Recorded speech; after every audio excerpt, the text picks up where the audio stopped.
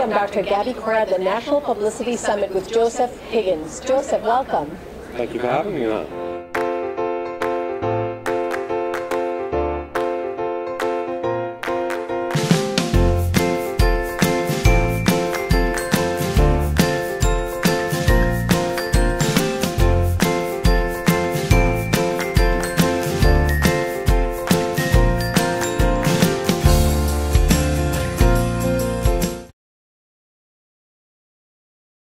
Tell me what you do. I'm a psychic medium, and I specialize in teaching people how to recognize signs from their deceased loved ones. How can they do that? Well, there's a very fascinating process that happens after someone passes over, and a lot of times our loved ones want to contact us to let us know that they're okay, that they made it to the other side, or that they're with other friends. What do you think they would be worried about us? The grief process that we go through. Some people are traumatized, some people experience more than the grief process. What I mean that is it can be very serious, where they need a lot of help. And sometimes they're just confused. If they think they're getting signs, they think they might be going crazy. But millions of people have received these signs, and it's very common across all cultures, across all countries. Well, some cultures are more accepting of understanding or perceiving these signs, whereas some other cultures are, we're not... Hands off. Yes. Well, like in our culture, even people that don't believe in like mediumship and things like that, they still have these experiences. And what happens is they tell their friends or their girlfriends or something like that, and they don't understand what's going on. So their beliefs, they might be open skeptics, which is great, but we try to explain to them how the process works. What you're getting is actually a sign. Now, those of us who stay behind, who remain alive, may have different feelings about our loved one passing on. Some of us may feel just very sad.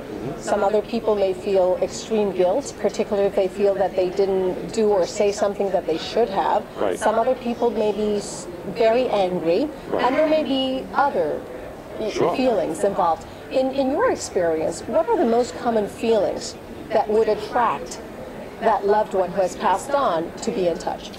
The main thing is that you have to be in a space of almost like a daydream or very calm. If you're too anxious or too emotionally connected, you're not going to be able to get a sign. So usually right after a funeral or someone has passed, sometimes the signs will be given to friends and other family members to be related on to that person because they just can't handle it right away. And sometimes, there are reasons why signs aren't given, because some people might not, for cultural reasons, might not be able to accept a sign. So not everyone gets them. And what are the most common signs that you find in your work? The easiest way for them to come through to us is through their dreams. And a lot of people have very vivid dreams of a deceased loved one, and they get messages that way. If the dream is very vivid and it stays with you for a long time, like you could have it 5 years ago and you could remember it like yesterday, then that's a true connection. Other ones they do it through scents, like perfume or cigar smell. Other times music, certain songs, your favorite songs. You'll be thinking about them and then it'll come on the radio.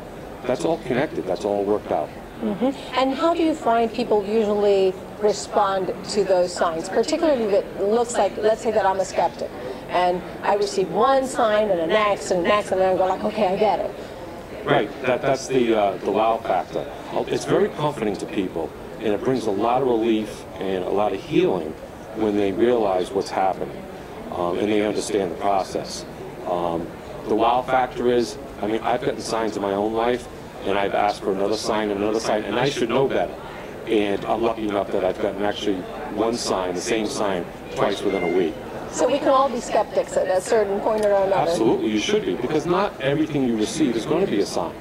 The other thing that I find is, I've been a practicing psychiatrist for many years, and oftentimes many of my patients may feel a little shy to tell me that they've experienced some of these signs, thinking that maybe I'm going to think that they're crazy. Right. So the interesting thing, though, is because these are feelings that people have, that, whether it's a dream or whether it's a perception or something, people say, I felt this. Right. So it's not like anyone can take it away from them. That's right. It's not like I can say, no, you were just thinking that you were perceiving this. It's like, no, it felt very, very real. So oftentimes, I try to just listen more to what they have to say and not just question it. I'm just going like, how did you feel afterwards? Right. I've had some counselors and psychiatrists actually refer some of their patients to me as clients because they've had certain type of contact, and they're open to it. And it's very interesting when you see the mainstream coming into it, because I think it can be a lot more mainstream than people realize, especially in the last 15 or 20 years.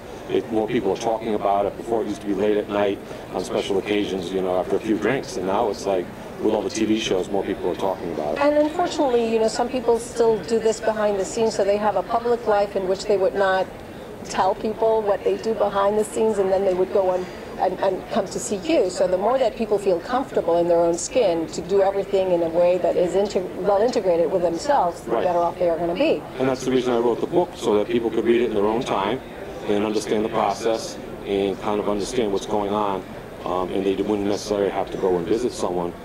They could just, read it on the train or something. So this is a self-help book. You're really trying to help people go through the process on their own. Now, tell me, let's say someone refers someone to you, or they come because they want to see you. How can you help them through? What do you do in your work with them? Well, the first thing would be is I have to analyze the person themselves. I mean, are they someone that's grief-stricken, where they actually need to talk to a physician or a psychiatrist?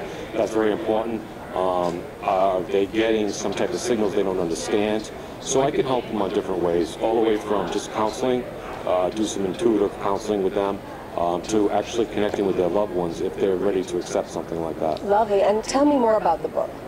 Well, the book will actually explain exactly the process that happens after a deceased, someone just dies, and how all the information is organized to try to send a sign to their loved one that they've made it and that they're okay.